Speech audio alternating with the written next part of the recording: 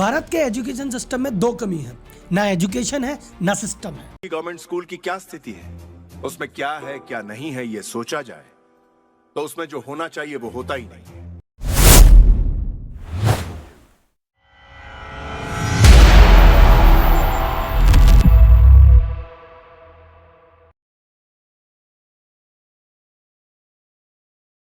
दिल्ली का सफदरजंग एयरपोर्ट हल्की सुबह की किरणों से गुलाबी हो चला था। धुंध की परत अब हट रही थी, लेकिन अर्जुन त्रिपाठी के मन में अभी भी प्रश्नों की एक मोटी धुंध छाई थी। अर्जुन 38 वर्षीय वरिष्ठ पत्रकार, जिसने देश के हर कोने में सामाजिक मुद्दों की गहराई से पड़ताल की थी, लेकिन इस बार उसकी यात्रा कुछ अलग थी। ये एक खोज थी जापान की शिक्षा व्यवस्था और उस रहस्य की जिसने उसे विश्व में सबसे अधिक साक्षर और अनुशासित राष्ट्रों में ला खड़ा किया था। एक देश जिसकी साक्षरता दर 99% है, वो क्या हमसे इतना अलग है? प्लेन में बैठते समय उसकी निगाहें उस किताब पर पड़ी जिसपे जापान को समझने के लिए पढ़ रहा था, इकिगाई, मतलब जीवन जीने का रहस्य। किताब के पहले पन्ने पर लिखा था कि हम जीवन जीते हैं, लेकिन क्या हमें कभी यह सिखाया गया कि जीवन को जीना भी एक कला है? टोक्यो की 7 घंटे की उड़ान के दौरान अर्जुन की आंखों के सामने कई चेहरे तैरते रहे। भारत में सरकारी स्कूलों में टूटी कुर्सियों पर बैठते बच्चे, उत्तर प्रदेश के एक गांव का स्कूल जहां बारिश में छत टपकती थी, और वो छोटे छोटे हाथ जो कॉपी के बजाय मजदूरी की ईंटें उठाते थे। क्या सिर्फ शिक्षा इमारतों से मिलती है? आज अर्जुन का उद्देश्य सिर्फ एक रिपोर्ट तैयार करना नहीं था। वो समझना चाहता था कि जापान ने शिक्षा को संस्कार और संस्कृति से कैसे जोड़ा। क्या उसका मॉडल भारत में लागू हो सकता है? टोक्यो अंतर्राष्ट्रीय हवाई अड्डे पर उतरते ही अर्जुन को सबसे पहले जो अनुभव हुआ वो था संयमित शांति। 1000 लोगों की भीड़ के बावजूद कोई शोर नहीं, कोई धक्का मुक्की नहीं, सब कुछ सलीके से। ये देश बातों से नहीं व्यवहार से सिखाता है, उसने मन ही मन कहा। एयरपोर्ट से बाहर निकलते ही उसे रिसीव करने आई थी मिसासे नाकामुरा, टोक्यो के एक प्रसिद्ध प्राथमिक विद्यालय मिनातो एलिमेंट्री स्कूल की प्रिंसिपल और एक शिक्षाविद, जिनसे अर्जुन ने पहले ही ईमेल के माध्यम से संपर्क किया था। Welcome to Japan Mr Tripathi, you came to explore literacy but you will discover much more, Misase ने मुस्कुराते हुए कहा। अर्जुन का पहला पड़ाव था मिनातो एलिमेंट्री स्कूल। ये कोई बहुत बड़ा या महंगा स्कूल नहीं था, लेकिन वहां प्रवेश करते ही अर्जुन को एक अजीब सी ऊर्जा का एहसास हुआ। बच्चे अपनी अपनी कक्षाओं में जा रहे थे, लेकिन कोई भगदड़ नहीं। कुछ बच्चे स्कूल के गलियारों की सफाई कर रहे थे। झाड़ू, पोछा, डस्टबिन सब उनके हाथों में थे। अर्जुन ने आश्चर्य से पूछा कि आपके यहाँ कोई सफाई कर्मचारी नहीं है? हैं, लेकिन हम बच्चों को सिखाते हैं कि सफाई करना उनकी जिम्मेदारी है। ये स्कूल उनका है और जो अपना होता है उसकी सेवा स्वयं की जाती है, मिसासे बोली। अर्जुन अवाक था। मिसासे आगे कहती हैं कि हम बच्चों को सिर्फ पढ़ाते नहीं, उन्हें जीवन जीना सिखाते हैं। अर्जुन को मिसासे ने स्टाफ रूम दिखाया, जहां हर शिक्षक अपने अगले पीरियड की योजना बना रहा था। वो सिर्फ लेसन प्लान नहीं बल्कि कैरेक्टर बिल्डिंग प्लान्स तैयार कर रहे थे। एक शिक्षक ने बताया कि हम हर हफ्ते बच्चों को एक जीवन मूल्य सिखाते हैं, जैसे कि सम्मान, सहयोग, धैर्य और आभार। ये हमारे सिलेबस का हिस्सा है। बगल में एक चार्ट टंगा था कि इस सप्ताह का मूल गांशा, मतलब कृतज्ञता। अर्जुन की डायरी का पहला पन्ना खुला और उसने लिखा कि यहाँ शिक्षा परीक्षा का माध्यम नहीं, जीवन की नींव है। बच्चे पढ़ते हैं लेकिन डर से नहीं, गरिमा से। वो स्कूल आते हैं क्योंकि वे वहाँ इंसान बनना सीखते हैं, मशीन नहीं। जापान में शिक्षा सिर्फ डिग्री नहीं, संस्कृति है। टोक्यो की सुबहें अलग होती हैं, न ज्यादा कोलाहल, न प्रदूषण, न हड़बड़ी, लेकिन सब कुछ तेजी से चलता है। बसें समय पर, बच्चे समय पर और शिक्षक समय से भी पहले। अर्जुन त्रिपाठी अब पूरी तरह से जापान के माहौल में रमने लगे थे। मिसासे नाकामुरा ने उन्हें जापान की शिक्षा प्रणाली की बुनियादों से परिचित कराने का वादा किया था। उन्होंने बताया कि हम अपने देश को 6-3-3-4 प्रणाली पर चलाते हैं। जब वो टोक्यो एजुकेशन बोर्ड के ऑफिस में जा रहे थे तब अर्जुन ने तुरंत डायरी निकाली और लिखना शुरू किया। 6 साल प्राथमिक शिक्षा यानी एलिमेंट्री स्कूल, 3 साल कनिष्ठ माध्यमिक यानी जूनियर हाई स्कूल, 3 साल वरिष्ठ माध्यमिक यानी सीनियर हाई स्कूल और 4 साल विश्वविद्यालय व्यावसायिक शिक्षा।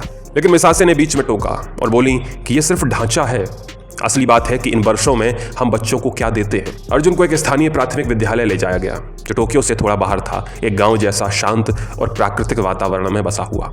यहाँ बच्चों को सबसे पहले शेइकात्सु पढ़ाया जाता है। इसका मतलब होता है लाइफ स्टडीज। इस सब्जेक्ट में वो सीखते हैं कि अपने जूते कैसे रखें, स्कूल में शांति से कैसे चलें, भोजन को कैसे सम्मान दें, बुजुर्गों से कैसे व्यवहार करें। ये बात शिक्षक हिरोतो ने बताई। अर्जुन ने देखा कि एक क्लास में शिक्षक ने नर्सरी के बच्चों को सिखाया कि झूठ बोलने से दिल भारी हो जाता है। कोई पुस्तक नहीं, कोई स्क्रीन नहीं, सिर्फ संवाद और उदाहरण। लंच के बाद अर्जुन को क्लास 3 की नैतिक शिक्षा क्लास में ले जाया गया। वहां बच्चों से एक सवाल पूछा गया कि अगर आप रास्ते में गिरा हुआ बटुआ देखें और कोई ना देख रहा हो तो आप क्या करेंगे? हर बच्चे ने जवाब दिया कि हम उसे स्कूल में जमा कराएंगे। अर्जुन ने जब पूछा कि क्या उन्हें डर नहीं लगता कि उनके माता पिता उन्हें डांटेंगे, तो एक बच्चे ने जवाब दिया कि अगर मैं गलत करूंगा तो माँ कहेंगी कि तुमने घर का सम्मान नहीं किया। ये जवाब अर्जुन के लिए बड़ा संदेश था। उसने महसूस किया कि वहां शिक्षा में सिर्फ अंक नहीं, आत्मा शामिल थी।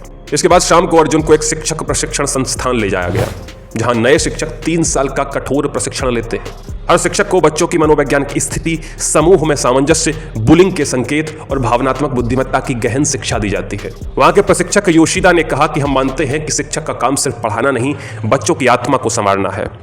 अर्जुन स्तब्ध था। भारत में जहां शिक्षकों की संख्या भी पर्याप्त नहीं, वहां जापान में हर शिक्षक अपने आप में एक जीवन का मार्गदर्शक था। एक बात और पता चली अर्जुन को कि शिक्षा में भी भोजन का हिस्सा है। अगले दिन अर्जुन ने देखा कि लंच के समय में बच्चे खुद रोटेशन से खाना परोसते हैं। सबके लिए तय मात्रा होती है और खाना बचता नहीं। मिसासे ने समझाया कि हम भोजन को देवता मानते हैं, कोई उसे बर्बाद नहीं करता। भोजन के बाद सभी बच्चे अपना बर्तन धोते हैं, कोई नौकर नहीं, कोई शिकायत नहीं। अर्जुन की डायरी का दूसरा पन्ना खुल गया और उसने लिखना चालू किया कि यह शिक्षा नहीं, संस्कार है। यहाँ बच्चा स्कूल में सिर्फ गणित नहीं सीखता, वो जीवन के हर कोने को छूता है। जापान की 99% साक्षरता सिर्फ लिखना पढ़ना नहीं, बल्कि ये गारंटी है कि हर बच्चा समाज को कुछ बेहतर देकर जाएगा। मिसासे ने कहा कि अब समय है आप हाई स्कूल और विश्वविद्यालय का अनुभव करें, जहाँ शिक्षा करियर नहीं, आत्म खोज बन जाती है। अर्जुन तैयार था, क्योंकि अब वो सिर्फ रिपोर्टर नहीं, एक छात्र बन चुका था। अर्जुन त्रिपाठी अब जापान की शिक्षा संस्कृति को नजदीक से देखने और महसूस करने लगे थे। पिछले कुछ दिनों में उन्होंने यह अनुभव कर लिया था कि जापान में शिक्षा सिर्फ सूचना या तथ्यों का संग्रह नहीं, बल्कि व्यवहार, संस्कार और समाज से जुड़ा माध्यम है। अब उनकी जिज्ञासा अगली गहराई में उतरने को तैयार थी। भारत में शिक्षा का एक बहुत बड़ा हिस्सा इस पर निर्भर होता है, एग्जाम्स और उनकी टेंशन। लेकिन क्या जापान में भी उतना ही बोझ डाला जाता है बच्चों पर? तो अर्जुन आज टोक्यो के एक वरिष्ठ माध्यमिक विद्यालय सीनियर हाई स्कूल पहुंचे, कोको हाई स्कूल। स्कूल के गेट पर ही एक बड़ा सा बोर्ड टंगा था और उस पर लिखा था कि हम नंबर नहीं, नजर बनाते हैं। अर्जुन के साथ वहां के वरिष्ठ शिक्षक यामामोटो थे, एक अनुभवी शिक्षक जो 25 वर्षों से पढ़ा रहे थे। कक्षा 10 की एक कक्षा में जब अर्जुन ने प्रवेश किया तो वहां बच्चों के हाथ में किताबें नहीं, बल्कि प्रोजेक्ट बोर्ड और चार्ट थे। एक समूह पर्यावरण संरक्षण पर काम कर रहा था, जो दूसरा जापानी परंपराओं में वैज्ञानिक सोच की खोज कर रहा था। अर्जुन ने उत्सुकतावश पूछा कि क्या हो रहा है। यामामोटो बोले कि यह हमारी मिड टर्म परीक्षा है। अर्जुन चौंक गया, बोला लेकिन ये तो प्रेजेंटेशन है। जी हाँ, हम बच्चों को नंबर देने के बजाय ये देखते हैं कि उन्होंने विषय को कितनी गहराई से समझा, उसे प्रस्तुत कैसे किया और टीम के साथ कैसे सहयोग किया। परीक्षा का उद्देश्य डर नहीं, संवाद होना चाहिए। अर्जुन ने बाद में एक शिक्षक से पूछा कि आपके यहाँ बच्चों को परीक्षा से डर नहीं लगता? तो शिक्षक ने मुस्कुराते हुए जवाब दिया, डर वहां होता है जहां हार जीत का दबाव होता है। हम परीक्षा को संवाद बनाते हैं जहां बच्चा खुद को व्यक्त करता है, न कि सिर्फ उत्तर याद करता है। इस जवाब ने अर्जुन को प्रभावित किया। भारत में जहां परीक्षा एक युद्ध की तरह लड़ी जाती है, वहीं जापान में ये एक उत्सव की तरह मनाई जाती है। बच्चों से बातचीत के दौरान अर्जुन ने एक लड़की से पूछा कि बेटा तुम कितनी देर पढ़ाई करती हो रोज? लड़की बोली, मैं दिन में 2 घंटे पढ़ती हूँ, लेकिन बाकी समय मैं अपने प्रोजेक्ट पर काम करती हूँ और अपने इकिगाई को खोज करने की कोशिश करती हूँ। इकिगाई? अर्जुन ने पूछा। लड़की बोली, हाँ, इसका मतलब है मेरे जीवन का उद्देश्य। हमें स्कूल में यही सिखाया जाता है कि ज्ञान का उद्देश्य सिर्फ नौकरी नहीं, जीवन को सार्थक बनाना है। जापान में अंकों से परे की दुनिया चलती है। जापान में माध्यमिक स्तर तक के छात्रों को ग्रेड्स दिए जाते हैं, लेकिन जीपीए या क्लास रैंक जैसी प्रतियोगी व्यवस्था पर जोर नहीं होता। अर्जुन ने एक रिपोर्ट कार्ड देखा। उसमें विषयों के साथ साथ यह भी अंकित था कि समूह कार्य में भागीदारी कितनी है, नेतृत्व क्षमता, नैतिक निर्णय, समय प्रबंधन और समुदाय सेवा। यामामोटो ने बताया कि हमारा मूल्यांकन होलिस्टिक होता है, ये सिर्फ दिमाग नहीं, दिल और हाथों को भी गिनते हैं। अर्जुन को बताया गया कि जापान में विश्वविद्यालयों में प्रवेश परीक्षा होती है, जिसे सेंटर एग्जाम कहते हैं, लेकिन ये एकमात्र मानदंड नहीं होता। कई विश्वविद्यालय अब छात्रों की सामाजिक भागीदारी, प्रोजेक्ट्स, स्वयं सेवा और उनकी पर्सनल स्टेटमेंट्स को भी उतना ही महत्व देते हैं। अर्जुन की डायरी का तीसरा पन्ना खुल गया। लिखना चालू किया कि भारत में बच्चे परीक्षा के नाम से घबराते हैं, वो परीक्षा को अंतिम सत्य मान बैठते हैं, लेकिन जापान में परीक्षा एक प्रोसेस है, आत्मविश्लेषण का माध्यम है। वहां बच्चे नंबर के पीछे नहीं भागते, बल्कि ज्ञान से जुड़ते हैं। वहां परीक्षा जीवन को मापने का पैमाना नहीं, उसे समझने का माध्यम है। मिसासे नाकामुरा ने अर्जुन से कहा कि अब आप चलिए हमारे हिकारी यूनिवर्सिटी, जहां आप देखेंगे कि कैसे युवा खुद को खोजते हैं और तकनीक व मानवीय मूल्यों को एक साथ सीखते हैं। अर्जुन तैयार था, क्योंकि अब वो सिर्फ जापान को समझ नहीं रहा था, खुद को भी खोज रहा था। टोक्यो की गलियों से निकलते हुए अर्जुन को अब उस चमत्कार की जड़ें समझ आ रही थी जिसे जापान की शिक्षा व्यवस्था कहा जाता है। लेकिन अब वो जानना चाहता था कि इस नींव को गढ़ता कौन है। कोई भी इमारत अपने आधार से ही खड़ी होती है, और उस आधार का सबसे अहम हिस्सा था शिक्षक। अर्जुन को मिसासे नाकामुरा एक विशेष स्थान पर ले गई, हिकारी शिक्षक प्रशिक्षण संस्थान, जो जापान का एक प्रतिष्ठित टीचर डेवलपमेंट सेंटर था। वहां एक बोर्ड लगा था, शिक्षक बनना आसान नहीं, ये एक तपस्या है। अर्जुन को एक युवा प्रशिक्षक मिली, नाम था आयोमी ताकाहाशी। उम्र करीब 27 वर्ष, बातों में गंभीरता और आंखों में आग। उन्होंने बताया कि मैंने गणित में स्नातक किया, फिर 2 साल शिक्षा विज्ञान पढ़ा और अब तीसरे साल क्लिनिकल ट्रेनिंग कर रही हूं। जापान में शिक्षक बनने के लिए एक आवश्यक है कि उम्मीदवार कम से कम स्नातक डिग्री ले, फिर टीचर ट्रेनिंग प्रोग्राम पूरा करे जो कि 203 वर्ष का होता है, फिर लाइसेंसिंग एग्जाम पास करे और अंत में ऑन फील्ड सुपरवाइज्ड टीचिंग में कम से कम 1 वर्ष बिताए। हिकारी संस्थान के प्रमुख ओनो सान ने कहा कि हम मानते हैं कि जिस व्यक्ति को बच्चों की आत्मा को छूना है उसे पहले खुद को समझना चाहिए। अर्जुन को यह जानकर आश्चर्य हुआ कि जापान में शिक्षक को सेंसेई कहा जाता है। यह शब्द डॉक्टरों, लेखकों और कलाकारों के लिए भी उपयोग होता है। सेंसेई का अर्थ होता है जो पहले जीवन को समझ चुका है। शिक्षक को हम सरकारी कर्मचारी नहीं, समाज का मार्गदर्शक मानते हैं, ओनो सान ने गंभीर स्वर में कहा। यहां शिक्षकों का वेतन अच्छा था, लेकिन उससे भी कहीं ज्यादा था उनका सम्मान। बस स्टॉप, अस्पताल, बैंक, हर जगह अगर कोई कह दे कि मैं शिक्षक हूं तो लोग सर झुका लेते हैं। अर्जुन ने देखा कि जापानी शिक्षक हर वर्ष सुधारात्मक मूल्यांकन से गुजरते हैं। वो हर सेमेस्टर अपने छात्रों के माता पिता से भी प्रतिक्रिया लेते हैं। आयोमी ने बताया कि हमें अपने ज्ञान से ज्यादा अपने दृष्टिकोण को सुधारते रहना होता है। टीचर्स स्वयं भी कक्षा में कैमरा लगाकर अपने पढ़ाने के तरीके की समीक्षा करते हैं। कोई उन्हें ऊपर से नहीं जांचता, बल्कि वो खुद आत्म परीक्षण करते हैं। अर्जुन ने देखा कि शिक्षक बच्चों को नाम से नहीं, भाव से पुकारते हैं। वो उनके जीवन में माता पिता की तरह मार्गदर्शक होते हैं। अगर कोई बच्चा गलत काम करता है तो शिक्षक सबसे पहले उसके साथ चाय पर बैठते हैं, सजा नहीं, संवाद करते हैं। ये बात मिसासे ने विस्तार पूर्वक बताई। यहाँ कोई भी शिक्षक बच्चों को सार्वजनिक रूप से अपमानित नहीं करता। अनुशासन सिखाया जाता है, लेकिन स्नेह के माध्यम से। Takeshi Yamada.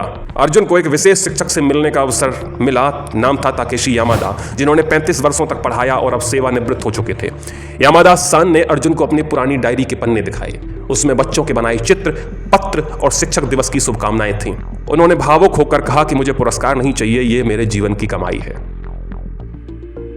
अर्जुन ने पूछा कि आपने इतने वर्षों तक कैसे पढ़ाया? वो बोले, क्योंकि हर सुबह जब मैं कक्षा में जाता था तो मुझे लगता था कि मैं एक और आत्मा को जागरूक कर रहा हूं। ये काम दुनिया का सबसे पवित्र काम है। और इसके साथ अर्जुन की डायरी का चौथा पन्ना खुला और लिखा उसने कि अगर शिक्षक दीपक हैं तो जापान का हर दीप स्थिर, शांत और प्रखर है। यहाँ शिक्षक सिर्फ पढ़ाते नहीं, समाज को दिशा देते हैं। भारत में हमें शिक्षक बनाना सिखाना होगा, क्योंकि वही हैं जो आने वाले भारत को बनाएगा। अब आप देखिए कि यहाँ शिक्षा सिर्फ स्कूल की नहीं, पूरे समाज की जिम्मेदारी होती है। बच्चे स्कूल में जो सीखते हैं वो समाज में दोहराया जाता है। अर्जुन अगली सुबह टोक्यो के एक परिवार के घर में रात बिताने जा रहे थे और जानना चाहते थे कि यहाँ शिक्षा सिर्फ किताबों में नहीं, बर्तावों में दिखती है। अर्जुन अब जापान के शिक्षा दर्शन के सबसे अनूठे पक्ष की ओर बढ़ रहे थे, वो हिस्सा जो कक्षा की दीवारों से बाहर होता है लेकिन बच्चों की शिक्षा में गहराई से भाग लेता है, माता पिता और समाज। मिसासे नाकामुरा ने उन्हें एक जापानी परिवार के साथ एक दिन और एक रात बिताने का प्रस्ताव दिया था, ताकि वो जान सकें कि जापान में शिक्षा घर में कैसे फलती फूलती है। अर्जुन शाम को टोक्यो के एक शांत रिहायशी इलाके सेतागया पहुंचे। वहाँ एक मिडिल क्लास फैमिली हिरोशी और योको कावामुरा का था। उनके 2 बच्चे, रीका 8 साल का और ताओ 13 साल की थी, जो उनका स्वागत कर रहे थे। हिरोशी ने मुस्कुरा के कहा कि हम सिंपल लोग हैं, लेकिन हमारे लिए बच्चों की शिक्षा सबसे महत्वपूर्ण निवेश है। रात के खाने से पहले दोनों बच्चे अपने अपने स्कूल बैग को करीने से जमा रहे थे। रीका ने अर्जुन को बताया कि मैंने आज स्कूल में शोकोनाई कैरी सीखा। इसका मतलब होता है भावनाओं की कद्र करना। जरा सोचिए कि यह भी कोई टॉपिक हो सकता है, कोई प्रोजेक्ट हो सकता है। अर्जुन ने पूछा कि क्या तुम्हारी मम्मी ने होमवर्क करवाया? तो उसने कहा नहीं, होमवर्क मेरी जिम्मेदारी है, अगर मैं गलती करूं तो वही मेरी सीख होगी। यूको ने बताया कि वो बच्चों को हर रात 20 मिनट पढ़ने का समय देती है, लेकिन किताबें वो खुद चुनते हैं, स्कूल की नहीं, जीवन की। रात के खाने के समय डाइनिंग टेबल पर सभी ने खाना परोसा, वो भी खुद। बच्चे बड़ों से पहले खाना नहीं छूते और सबसे पहले इटादाकी मासु बोलते हैं, जो आभार व्यक्त करने का जापानी तरीका है। इसका मतलब है मैं इस भोजन को विनम्रता से स्वीकार करता। हिरोशी ने बताया कि हम बच्चों को हर चीज सिखाते हैं, खाना, उठना, व्यवहार, क्योंकि जीवन की शिक्षा वहीं से शुरू होती है। अर्जुन को अगले दिन स्कूल में पेरेंट्स एसोसिएशन डे देखने को मिला। वहाँ बच्चों के माता पिता स्कूल के आयोजनों में सक्रिय भूमिका निभा रहे थे। कोई लाइब्रेरी में बच्चों को कहानी सुना रहा था तो कोई स्कूल गार्डन की देखभाल में मदद कर रहा था। हर माह मीटिंग, रिपोर्ट, सुझाव, सहभागिता, यहाँ तक कि बच्चे की सोशल गतिविधियों, नींद के समय और भावनात्मक स्थिति पर भी चर्चा की जाती है। अर्जुन ने देखा कि टोक्यो के हर सार्वजनिक स्थान, मेट्रो स्टेशन, पुस्तकालय, खेल के मैदान में बच्चों के लिए शिक्षा संबंधी संकेत, आचार संहिता और सहभागिता का माहौल होता है। बच्चे अकेले मेट्रो से स्कूल जाते हैं, लेकिन कोई डर नहीं। अगर कोई बच्चा गिरे तो आसपास के लोग तुरंत उसकी मदद करते हैं। कोनिचिवा यानी कि नमस्ते और अरिगातो यानी कि धन्यवाद ये बच्चे हर अजनबी से कहते हैं। मिसासे ने बताया कि हम मानते हैं कि बच्चों का समाज से परिचय तभी सार्थक है जब समाज खुद शिक्षा में भागीदार बने। और यहाँ खुला अर्जुन की डायरी का 5वां पन्ना और लिखा कि जापान में घर, स्कूल और समाज तीनों एक त्रिकोण बनाते हैं। शिक्षा जहां एक संयुक्त प्रयास है, बच्चा जो कक्षा में सीखता है उसे वह घर में दोहराता है और समाज में निभाता है। यही कारण है कि जापान की शिक्षा गहराई तक जाती है, सिर्फ दिमाग में नहीं, संस्कारों में।